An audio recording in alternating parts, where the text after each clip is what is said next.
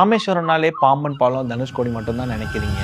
But ராமேஸ்வரம்ல அதை தாண்டி நிறைய பிளேசஸ் இருக்கு. ராம்நாள்ல தேவிப்பட்டினம்னு ஒரு ஊர் இருக்கு. அங்க நீங்க போனீங்கன்னா ஃபேமஸான ஒரு கோவில் இருக்கும். கோவிலோட ஸ்பெஷாலிட்டியே நவகிரக சிலைகள்லாம் கடலுக்குள்ள இருக்கும். நீங்க தண்ணிக்கு மேல நடந்து போய் பார்க்கும்போது உங்களுக்கு டிஃப்ரெண்டான வைப் கிடைக்கும். முடிச்சிட்டு நீங்க ஏர்வாடி கிளம்பி போங்க. உங்களை அங்க கிளாஸ் போட்ல ஒரு தனி ஐலாண்டு கூட்டிட்டு போவாங்க. போற வழியில அந்த கிறிஸ்டல் கிளியர் கடலுக்கு அடியில என்னெல்லாம் இருக்குன்னு பார்த்துட்டே போகலாம். ஒன்ஸ் ரீச் ஆயிட்டீங்கன்னா அங்க சுத்தி கடல் மட்டும் தான் இருக்கும். அந்த மினி ஐலாண்ட்ல நீங்க நிக்கும் போதே உங்களுக்கு வேற லெவல் ஃபீல் கொடுக்கும். நெக்ஸ்ட் குந்தக்கல் பீச்சுக்கு போனீங்கன்னா அங்க இருந்து போட்டிங்ல உங்களுக்கு குருசடை ஐலாண்டுக்கு கூட்டிட்டு போவாங்க. அங்க இருக்க இந்தியாஸ் ஃபர்ஸ்ட் மெரைன் ரிசர்ச் சென்டருக்கு போனீங்கன்னா உள்ள செம்ம கூலிங்கா இருக்கும். எல்லாத்தையும் பார்த்துட்டு ரசிச்சுட்டு வாங்க. இதை முடிச்சிட்டு மஸ்ட் விசிட் வில்லுண்டி தீர்த்தம். சுத்தி கடல் தண்ணி இருக்கு. அந்த இடத்துல உப்பு இல்லாம எப்படி நல்ல தண்ணி வருதுன்னு ரொம்பவே அதிசயமா இருக்கும். லாஸ்டா முக்கியமா தனுஷ்கோடி வந்துட்டு வண்டியை பார்க் பண்ணிட்டு அந்த எண்ணில் நின்னுட்டு welcome to last road of இந்தியான்னு சொல்லி ஒரு வீடியோ ரெக்கார்ட் பண்ணீங்கன்னா இதுதான் பெஸ்ட் மெமரின்னு உங்க போனே வருஷம் வருஷம் சொல்லும். இதை தவிர ராமேஸ்வரம்ல